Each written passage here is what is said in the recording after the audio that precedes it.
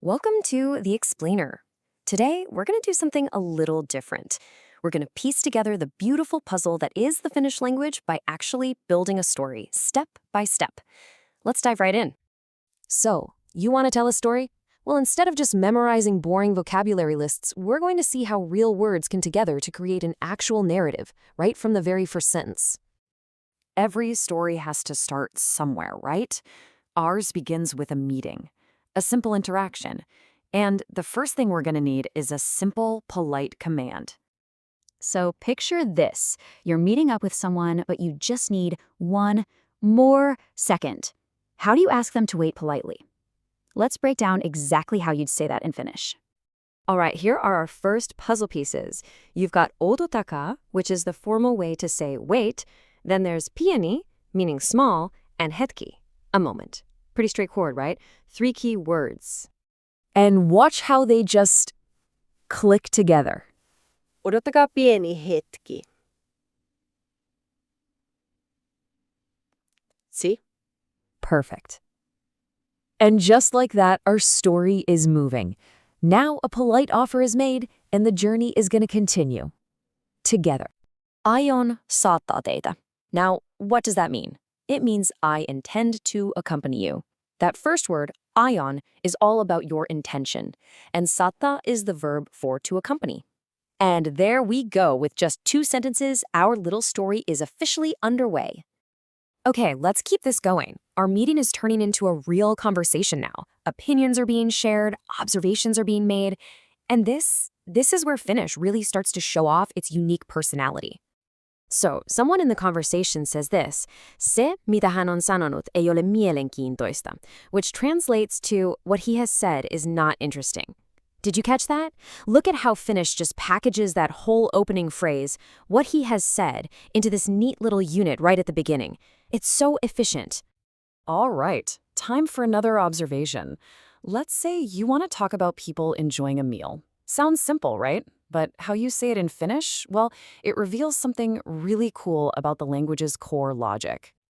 Okay, check this out. It's all about the verb for to enjoy, which is nauttia. Now here's the rule. In Finnish, you don't just enjoy food. Nope, you enjoy from the food. So whatever you're enjoying gets this little sta ending tacked on. It's such a cool quirk, isn't it? So, you get this. Naiset ovat nauttineet ruoasta. And there it is. The women have enjoyed from the food. It's a perfect example of how one verb in Finnish can totally change the words around it. It's amazing. But you know, every good story needs a turning point. The light, happy conversation, it's about to end. The whole mood shifts when someone brings up something serious, a memory from the past. So, yeah, the small talk is over, the tone gets serious. Our story is taking a sharp turn into a really powerful memory. And then we hear this. Onnettomuus tapahtui lokakuussa. The accident happened in October. Wow! With just that one line, suddenly our story has a specific time and a whole lot of drama. This is definitely not a general chat anymore. And it gets deeper. Seuraavana aamuna, kun saavuin, hän ei ollut siellä. The next morning when I arrived, he was not there. Chills, right? That adds this huge layer of mystery, and you can feel the personal experience behind it. Who wasn't there, and why? This memory is obviously super emotional. Someone left, and it clearly had a big impact. So how does a language like Finnish capture that specific feeling, that sense of being left behind, stuck in an emotion? Okay, this next piece of grammar I just think it's fantastic. Basically, when you stay doing something, like you're stuck in that action, you add man to the verb. So itkea, to cry, becomes itkemään. It's not just crying, it's being left in a state of crying. So much meaning packed into one little ending.